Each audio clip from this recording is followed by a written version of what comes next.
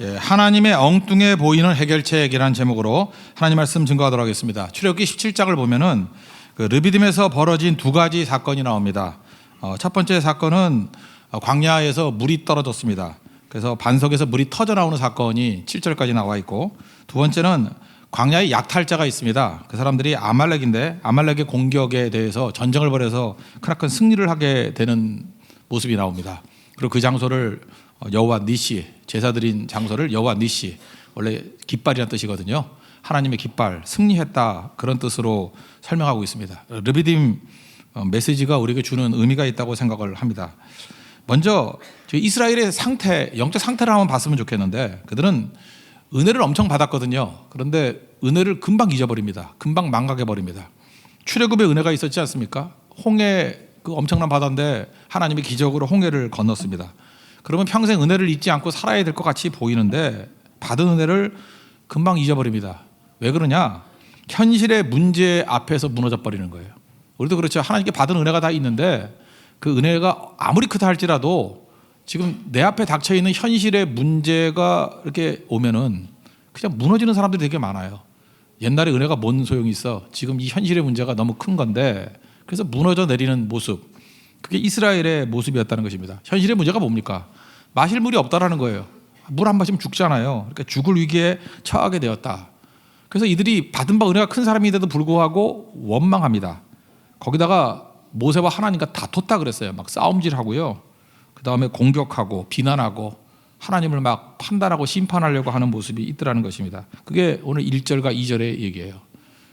원망하면서 다툼이 막 일어나게 되었다는 것입니다. 배은망덕하고 악한 모습이죠. 4절을 가보면요, 모세를 향해서 돌로 쳐서 죽이려고 그랬어요. 지금 모세가 느끼기를 이러다가 나까지 죽겠는데요 라고 할 정도로.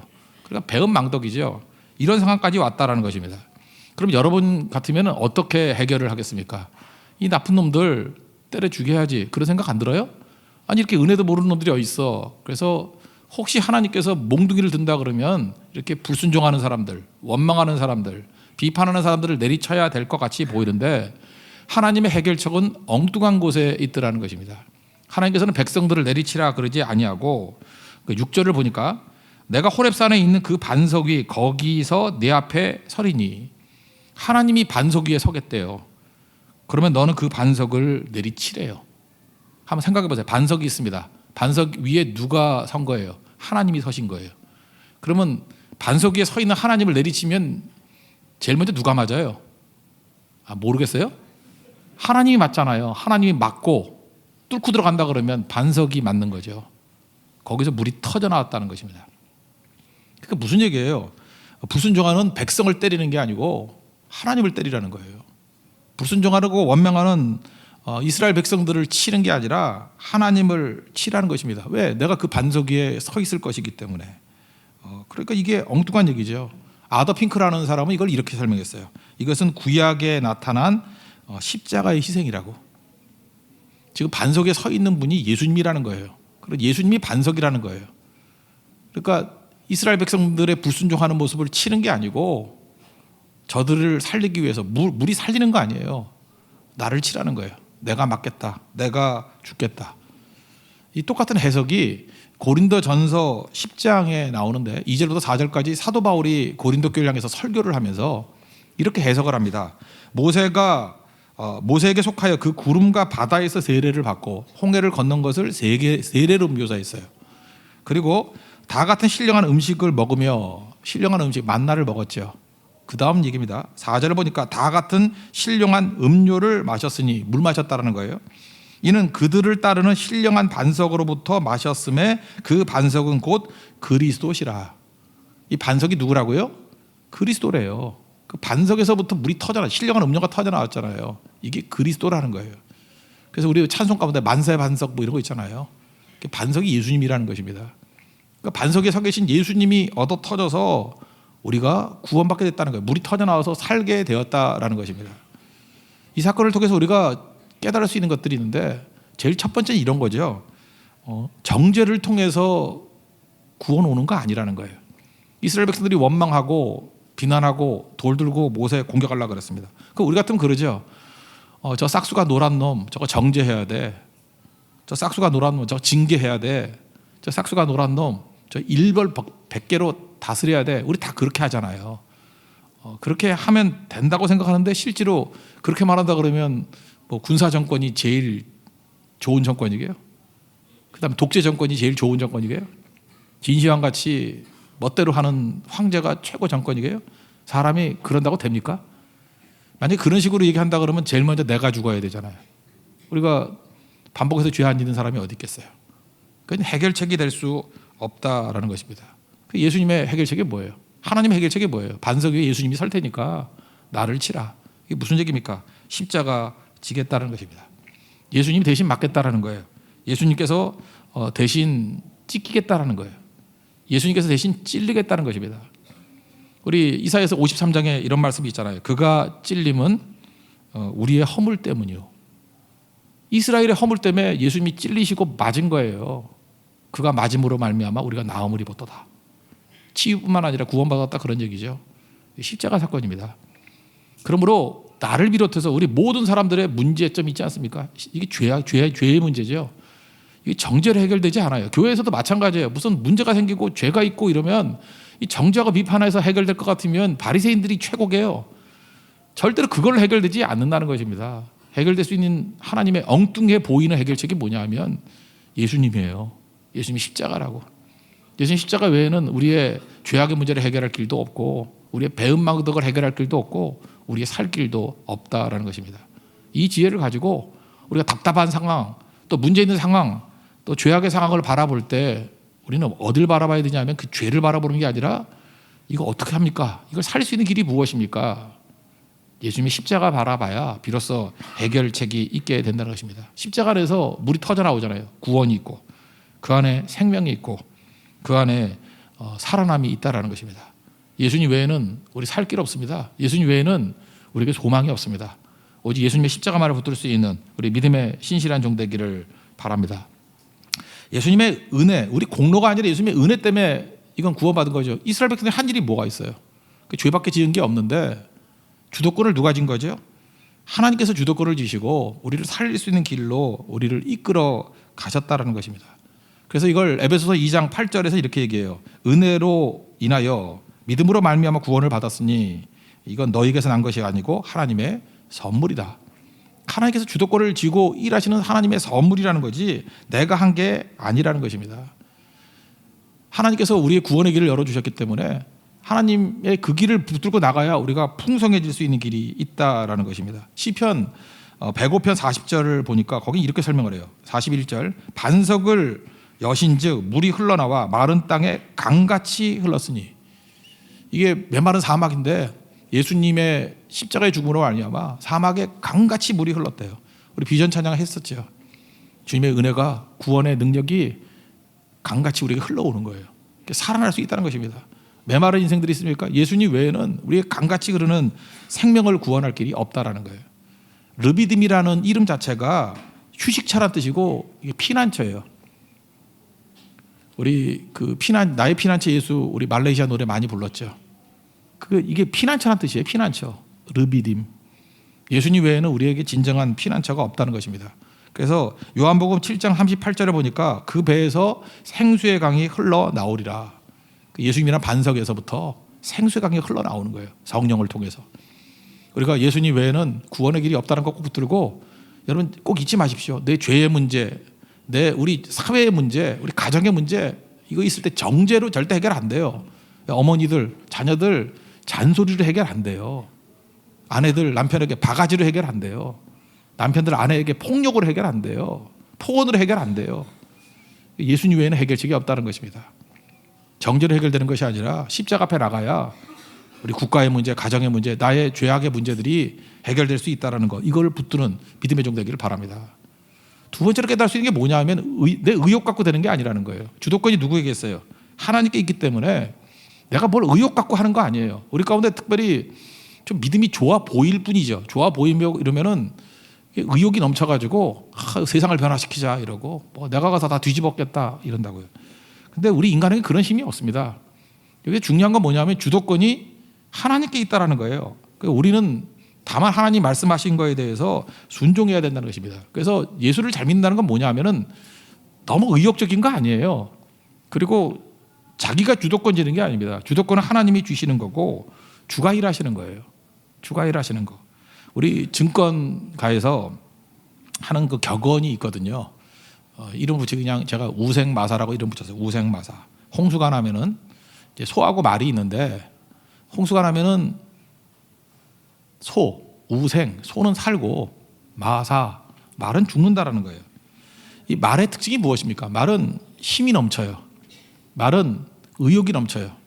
그러니까 막 물이 막 내려오면은 힘이 있으니까 수영을 하는 거예요. 그죠? 막 거슬러 올라가려고. 힘이 있으니까 자기를 너무 믿는 거예요. 근데 한번 생각해 보세요. 물은 거의 무제한적으로 내려오잖아요. 홍수 때. 근데 힘은 아무리 힘이 좋아도 제한적이죠. 그래서 무제한적인 물과 제한적인 힘, 아무리 힘이 세도 싸우면은 언젠가 지치잖아요. 그래서 말은 죽는데요. 반면에 소는 이 급류와 싸워서 이길 생각을 안 해요.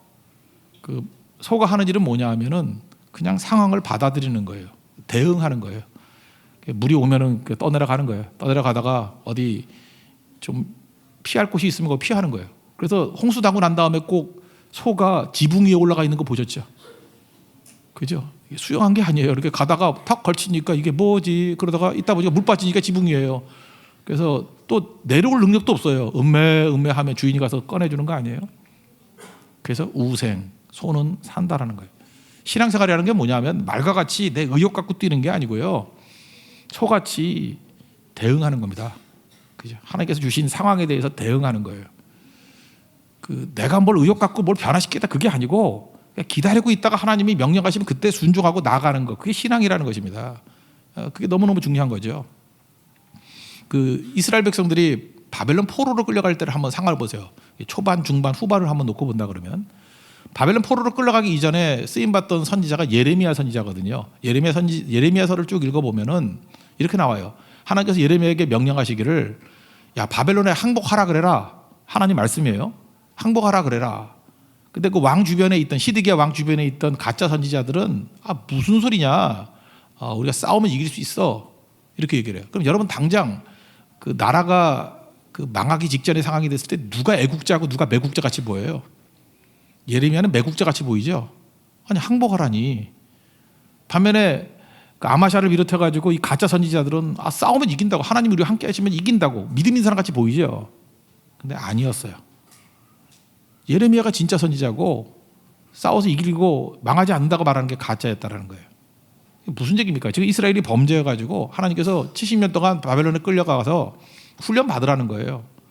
그럴 때 받아들이는 거예요. 소같이 대응하는 거예요. 홍수가 오는데 홍수가 없다고 부정하는 게 아니고 하나님이 낮추시면 낮아져야죠. 우리 인생 가운데도 하나님이 우리를 낮추실 때가 있습니다. 길길이 뛰면서 낮아지지 않으려고 노력하는 게 아니고 하나님이 낮추시면 낮아져야죠. 하나님이 수치를 주시면 수치 가운데도 놓일 줄 알아야죠. 하나님의 힘을 빼앗아 가시면 주신 자도 하나님이시고 거두신 자도 하나님이라고 그러고 받아들여야죠. 받아들이는 거, 영접하는 거. 이스라엘이 그때 훈련이거든요. 항복하라. 항복했어야 됩니다. 그 다음에 또 반대로요. 바벨론에 끌려가가지고는 또 뭐라고 말씀하시느냐. 예레미야 29장 5절, 6절, 7절을 요약하면 이런 거예요. 거기 가면은 일단은 집 짓고 거기서 텃밭 일구고 열매를 거두고 살래요. 아내를 맞이하고 남편을 맞이하고 자녀를 낳고 또 그 아들, 딸들도 남편을 맞이하고 아내를 맞이해서 살래요. 번성하며 살래요. 그 다음에 그 성읍의 평안을 위해서 기도하래요. 그 성읍이 어디에? 바벨론의 평안을 위해서 기도하래요. 그러니까 바벨론의 포로에 끌려가서 반체제 인사같이 살지 말고 그냥 충성스럽게 잘 살래요. 그래서 바벨론에 끌려갔던 이스라엘 백성들이 독립운동하고 귀환운동했던 거 아니에요. 그냥 열심히 살았어요. 하나님 말씀대로. 그랬더니 이들이 무슨 조직을 해가지고 봉기를 해가지고 돌아온 게 아니고 하나님이 바벨론을 망하게 만드시고 페르시아 제국, 파사 제국을 만드시고 고레스 왕으로 하여금 돌아가게 만들었어요. 여기서 이스라엘 백성들이 주도적으로 한 일이 있어요, 없어요? 아무것도 없어요. 그냥 하나님 명령대로 번성하면서 바벨론에서 열심히 살라 그럴 때 산 거밖에 없었어요. 이게 소같이 믿는 거예요. 우리는 변화시킬 수 있는 능력이 있는 게 아니에요. 그 상황에 주님이 주신 말씀이 있거든요. 순종하라는 거예요. 순종했더니 하나님께서 그 다음 길을 열어주시지 않습니까? 그죠? 우리는 너무 많은 순간에 보면은 주제넘는 인생들이 많아요. 그러니까 뭐라 그러죠? 자기 힘 가지고 뭘 만들어내려고 그러고 하나님 뜻도 아닌데 막 설쳐대는 거 있죠. 이리 뛰고 저리 뛰고 하는 거. 그거 절대로 그 믿음의 모습이라고 말할 수 없다라는 것입니다. 사실은 묻고 싶어요. 그게 하나님의 뜻입니까? 당신 의욕입니까? 그게 하나님의 뜻입니까? 당신의 열망입니까? 내 열망일 때가 되게 많다고요. 그거 죽이는 훈련부터 해야 돼요. 그리고 하나님 앞에 쓰임 받는 모습이 꼭 있어야 된다라는 것입니다. 자, 이렇게 춤 같은 걸 보면은요, 자, 이게 선입견인지 모르겠지만 좀 예술적인 게 좀 들어가 있는 춤이 이렇게 발레 이런 거 아닌가? 발레? 그죠? 이렇게 발끝으로 서고 막 짧은 옷 입고 막 뺑뺑 돌고 하는 거 있잖아요. 발레. 제가 발레를 우두커니 보니까 발레는 거의가 절제미예요. 절제미. 손짓도 막 이러지 않고요. 이렇게 그윽하게 올라가고, 그죠? 그다음에 몸짓도 뭐 아무렇게나 하는 게 아니고 어떤 법칙이 있는 것 같아, 그죠? 그러니까 예술이죠, 발레. 근데 반면에 이제 우리 교회 이렇게 스트리트 댄서들 있잖아요. 우리 차요한. 얘는 성교만 가면 뭐 모자 뒤집어 쓰고 도는 거야, 뱅뱅뱅. 비보잉이라 그러죠, 비보잉. 스트리트 댄서인데, 스트리트 댄서는 좀 예술보다는 제 선입견인지 모르겠어요. 좀 자기를 드러내는 게 많은 것 같아. 그래서 발레보다는 절제미가 없어. 하라면 맨날 하고, 하루도 10번도 하고, 박수 쳐주면 더 하고, 그죠? 막 머리가 까져도 또 하고, 이래요. 이게 좀 자기를 드러내는 게 아닌가 이런 생각을 해봐요. 이거 더 잘하면 뭐 되죠? 기계체조 되고요. 더 잘하면 뭐 되죠? 서커스 되는 거예요. 기능만 잘하면은 예술이 없으면 이게 서커스 되는 거라고. 하나님께서 우리 서커스 하라고 부르신 건 아닌 것 같거든요. 만약에 실력이라도 있으면 서커스도 하죠. 실력이라도 있으면 비보잉이라도 하죠. 실력 없는 걸 뭐라 그러냐면 발광이라 그래, 발광. 앞에다가 지자를 붙여가지고 무슨 발광이래요. 그죠? 신앙생활은요, 발광 아니에요. 어떤 사람은 신앙을 발광으로 알고 있어. 절제미가 하나도 없어. 자기 드러낸다 그러면 진짜 지자 들어가는 발광을 하고 있어. 근데 예술은요, 절제해요. 법칙이 있어요. 우리 신앙도 예술적으로 믿는 거예요. 하나님께서 하라 할 때 하고 멈추라 할 때 멈추고. 그게 되게 중요해요. 그래서 인내가 필요한 거예요. 그래서 신앙이라는 건 수동적인 겁니다. 패시브한 거예요. 수동적인 게 막 극단으로 가면 패션이 되는 거죠. 패션 오브 크라이스트. 그리스도의 순환이라고 그러죠. 순환 당할 때까지 패시브한 거예요. 내가 능동적이 되는 게 아니에요. 이사야 53장에 나오는 예수님의 모습이 어땠어요? 다 수동적이잖아요. 근데 그 안에 사실은 능동적인 수동태예요. 하나님 말씀하시면 꿈틀고 살아있는 생명의 움직임이 있으면서 주님 기다리는 패시브예요. 그게 신앙이라고. 그래서 신앙이들은 무서워요. 되게 조용해 보이고 수동적으로 보이는데 그게 수동적인 것만은 아니에요. 주님 말씀하시면은 뛰쳐나가는 게 있는 거예요. 그러니까 아무 때나 자기 은사나 사역을 낭비하지 않습니다. 주님 말씀하시면 내가 나아갑니다. 주님 뜻이 아니면 내가 멈춰섭니다. 이게 신앙이라고, 신앙.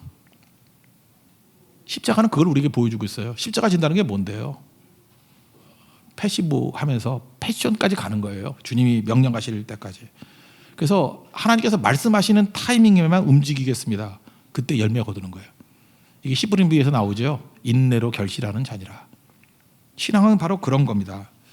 그 밴쿠버에 가면은 그 10th Church라고 있습니다. 10번째 교회. 그러니까 우리나라도 옛날에 이렇게 번호 붙일 때가 있었죠. 인천에 가면 인천 제1장로교회, 제2교회도 있어요. 제2교회, 제3교회. 뭐 이렇게 옛날엔 그냥 번호 붙였어요. 그런 전통이 캐나다 교회에도 남아 있는 것 같아요. 그래서 10th Church니까 10번째 교회, 10번 교회. 거기에 일본계 캐나다 목사님이 계셔요. 켄 목사님이라고. 켄 시게마츠라고. 이름 잘 외우기 힘들면, 성 외우기 힘들면 켄 시게마츠, 시게 맞춰 그러면 돼요. 시게 맞춰. 예. 지금 굉장히 그 부흥하는 떠오르는 목사님이고 그래요. 켄 시게마츠 목사님. 근데 이분이 이제 전도도 열심히 하고 부흥하는 교회인데 자기 교회에 이제 전도된 사람 중에 한 사람 얘기를 하는 거예요. 이슬람권에서 믿던 사람인데 아이샤라고 이슬람권에서 온 여자분이에요. 젊은 여자분인데 이슬람권은 우리가 알다시피 우리도 이슬람권 전도해봐서 알잖아요. 그 개종하면은 쫓겨나든지 죽어요. 그죠? 우리 교회 같이 섬기는 임난 형제도 이슬람이잖아요. 이슬람인데 개종한다고 자기가 얘기하고 다니고 그렇게 돼서 이번에 8월 달에 올 건데 사실 그거 굉장히 목숨 건 일이고 공동체도 굉장히 위험한 일이거든요. 그러니까 이 자매도 기독교에 관심은 있지만 믿겠다고 차마 말을 못하는 거예요. 상황이. 그래서 이렇게 밴쿠버에서 복음을 접하기도 하고 믿을 마음이 있는데 도저히 안 되겠다고. 상황이 너무 힘들어서 안 되겠다고. 나 이러다 돌아가면 죽는다고. 그래서 결국은 멀어져 가지고 이제 교제도 좀 끊어지게 되었다라는 것입니다. 근데 얼마 있다가 이분이 예수를 믿겠다고 하면서 눈물이 글썽글썽하면서 예수님 영접합니다. 간증도 하면서 예수님을 영접하더라는 거예요.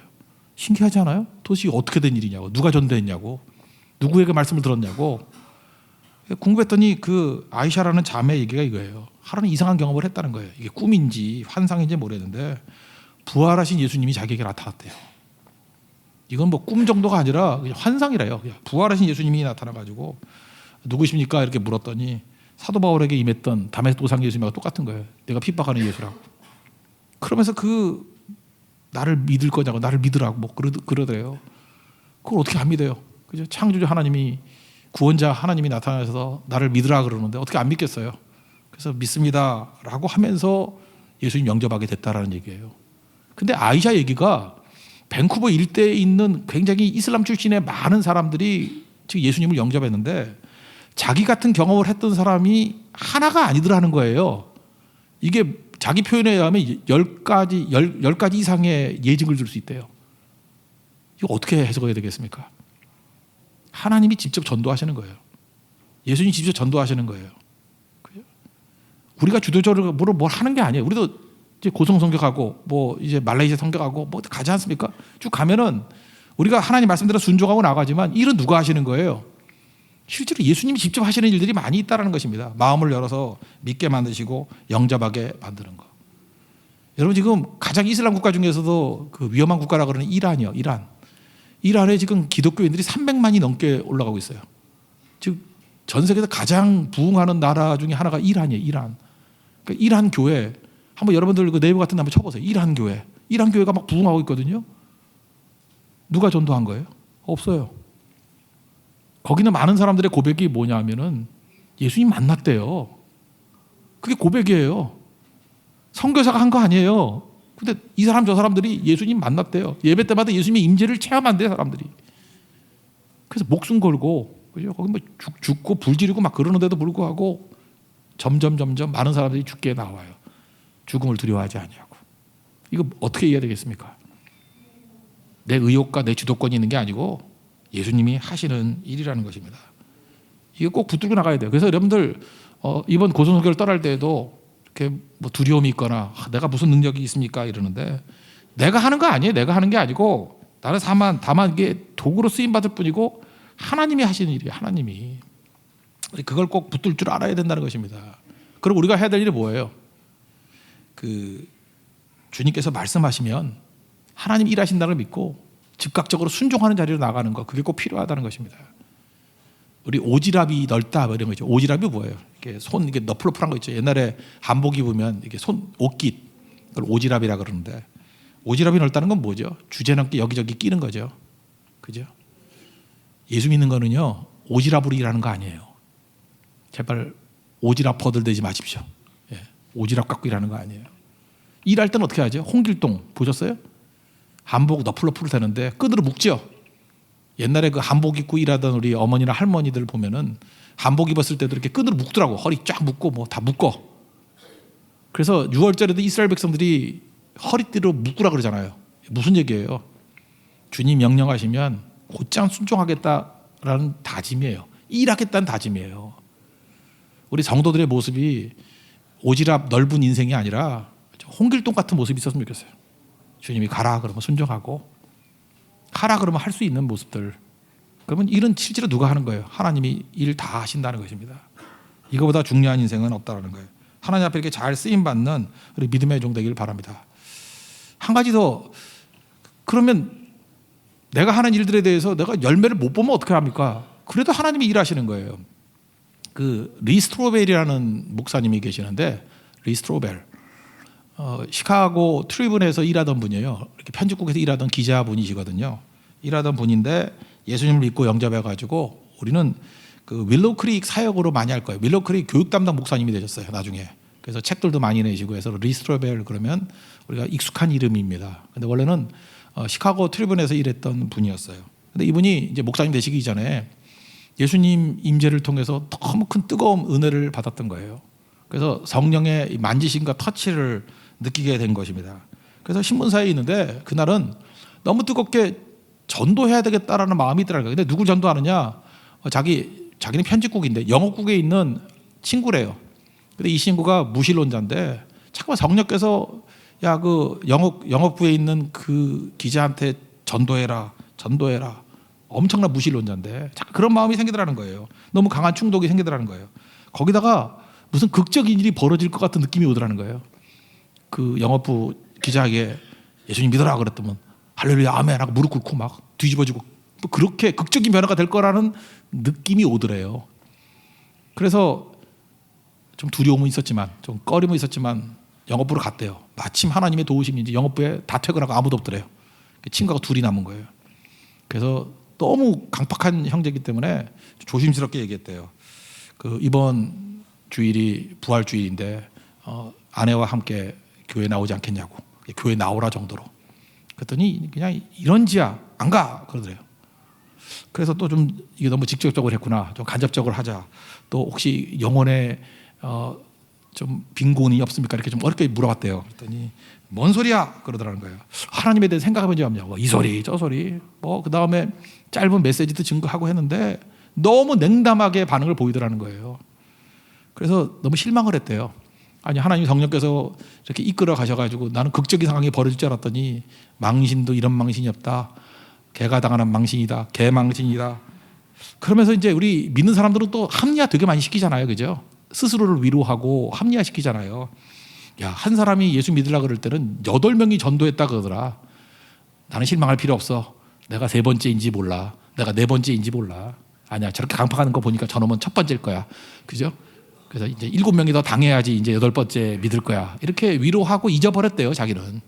그러고 난 다음에 너무 은혜를 많이 받아서 이제 신학교 갔다가 이제 목사님이 되신 거예요. 리스트로벨 목사님이 되셔서 윌로우 크릭에서 교육 담당 목사님을 담당하고 있는데 하루는 어떤 남자가 찾아오더라는 거예요. 찾아오더니만 목사님 반갑습니다. 아무리 봐도 처음 본 사람인데 그래서 당신은 내 생명의 은인 되십니다. 당신 때문에 내가 예수님을 믿게 됐습니다. 이렇게 얘기하더라는 거예요. 근데 기억이 안 나더라는 거예요. 뭐 어떻게 된 겁니까? 그랬더니 얘기를 하더라는 거예요. 자기가 과거에 몇 년 전에 실직을 당해가지고 너무너무 생활이 어려워지더라는 거예요. 요즘 미국에서는요 실직 당한 지 한 3개월만 되면은 다운페이 못 내놓으면 거지돼 버립니다. 그래서 이게 빨리빨리 이게 직장을 얻어야 되는데 이게 만만치 않은 불경기 때였던 것 같아요. 너무너무 힘들어가지고 고민하고 있는데 자기 친구가 그러더라는 거예요. 너 험한 일에도 할 수 있냐고. 그래서 할 수 있다고. 뭐냐 그랬더니 바닥에 타일 까는 거 해본 적 있냐고.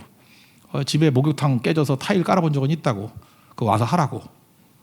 그래서 이 사람이 이제 그 타일 까는 일을 한 거예요. 그게 어디냐면 시카고 트리뷴 영업부에 있는 타일 깐 거예요, 바닥에. 근데 이 리스트로벨이 와가지고 친구 전도할 때 이 목사님은 목사 되기 이전이지만 무신론자 2명과 얘기를 한다고 생각했는데 사실은 바닥에 정말 바닥 인생이 있었어요. 근데 그때 전하는 얘기를 자기가 타일 깔면서 조용히 다 들었다라는 거예요. 예수님 소개하는 거, 예수님 외에는 구원이 없다라는 거, 예수님 십자가의 능력으로 우리가 구원받는다는 거 다 듣고 갑자기 가슴이 뜨거워지더라는 거예요. 그리고 믿을 마음이 생겼대요. 아멘 했대요. 그리고 자기 믿지 않는 아내한테 교회 가자 그랬더니 진짜 교회 가다. 그때 부활절이니까 가서 그 부활절 말씀 듣고 예수님 영접해서 여기까지 왔습니다 라고 고백을 하더라는 거예요. 잘 보세요. 우리가 볼 때는 아무 열매도 없었던 헛된 일이었죠. 근데 하나님께서는 바닥에서 들을 줄 누가 알았어요. 그죠? 그래서 낮전도는 새가 듣고 밤전도는 쥐가 들어요. 그거 잊지 말라고. 누가 들을지 모르는 거야. 누가 들을지. 그러니까 우리가 그 앞에 있는 거 갖고 예단 내려서는 안 된다는 것입니다. 하나님께서 어떻게 일할 줄 알겠어요. 은혜가 임하는 거죠. 무슨 얘기입니까? 주도권은 하나님께 있고요. 하나님께서 우리의 실패같이 보이는 것도 사용하셔가지고 하나님의 놀라운 일들을 이루신다라는 것입니다. 여러분 이걸 꼭 잊지 말고 십자가의 구원 붙들 수 있는 우리 하나님의 종 되기를 바랍니다. 여러분 우리는 원래 지옥의 백성이 될 수밖에 없습니다. 제가 이번 특세 때 설명을 했죠. 영원이라는 게, 이터널이라는 게 우리에겐 실감하지 못합니다. 영원의 세계를 살아본 적이 없으니까. 기껏해 70년, 80년 뭐 잘 살아봐 100년 사는 사람이 영원을 어떻게 감각할 수 있겠어요? 느낄 수 있겠어요? 근데 영원을 느낄 수 있는 걸 이렇게 설명하는 게 참 좋은 것 같아요. 영원이란 건 뭐냐 하면은 순간이, 그죠? 순간이 멈춘 것. 우리 순간은 알 수 있잖아요. 순간이 그냥 멈춘 거예요. 근데 예를 들어서 우리가 뜨거운 불에 댔어요. 얼마나 아파요? 뜨거워 하고 막 고통이 최고조로 갈 수 있죠. 막 뜨거운 불에 그냥 한 1000도 되는 불에 댔어요. 살이 막 녹아들고 익고 뜨거워 하는 그 순간이 멈춘 거예요. 이게 계속 멈춰 있는 거야. 소망이 없죠. 그 고통이 멈춘 거, 그게 영벌이에요. Eternal Punishment. 그게 지옥이라고.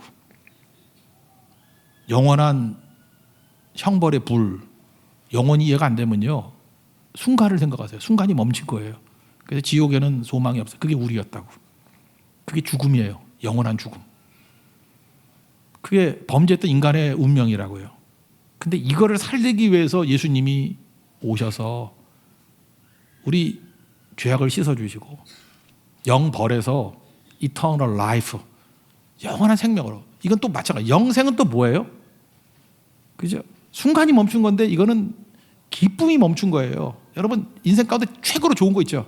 한번 생각해보세요. 뭐가 제일 좋았어요? 뭐가 제일 좋았어요? 저는 어렸을 때 초콜릿통에 빠지는 게 꿈이었어. 초콜릿을 하도 먹고 싶어가지고.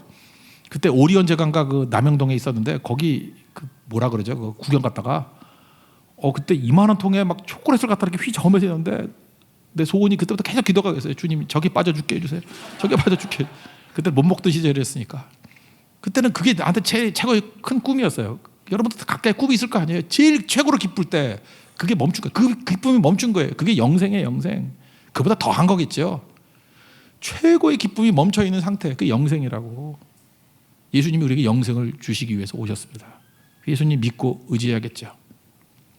저는 오늘 이 시간에 우리가 고성선교 떠나기 이전에 먼저 우리 자신에게 먼저 물었으면 좋겠어요. 우리에게 구원이 있습니까? 예수님 믿습니까? 요한복음 16장에 보면요, 예수님이 성령을 보내셔서 성령께서 우리를 책망하신다는, 책망을 우리 마음을 열어주신다는 거예요. 뭘 열어서 깨닫게 만드시느냐? 죄에 대해서, 의에 대해서, 심판에 대해서.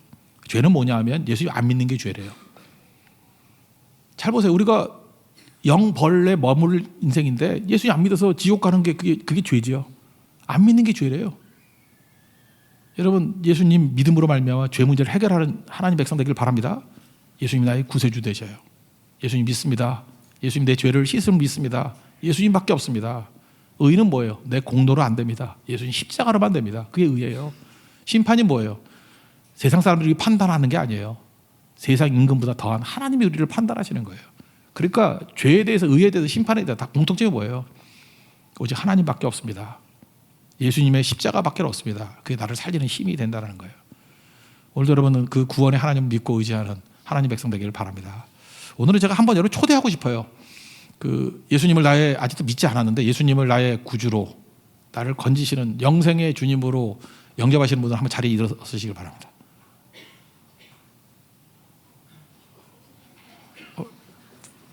한번 기도하도록 하겠습니다. 하나님 아버지, 오늘도 이 시간에 십자가의 능력을 깨닫고 예수님 앞에 나오기를 원합니다. 믿음이 없었습니다. 그래서 영벌, 죽을 수밖에 없는 존재였습니다. 이제는 예수님이 나의 죄를 씻기시고 예수님의 십자가로 말미암아 구원받음을 믿습니다. 구원받은 백성으로 하나님 앞에 담대하게 서고, 이제 우리 앞에 놓여있는 싸움들이 있습니다. 우리 아말렉과의 전투에서 이기는, 고성과의 전투에서 이기는 우리 일꾼으로 사용하여 주시옵소서. 예수님의 이름으로 기도합나이다. 아멘. 우리 모두 자리에 일어나겠습니다. 거친 주의 십자가 찬양하겠습니다.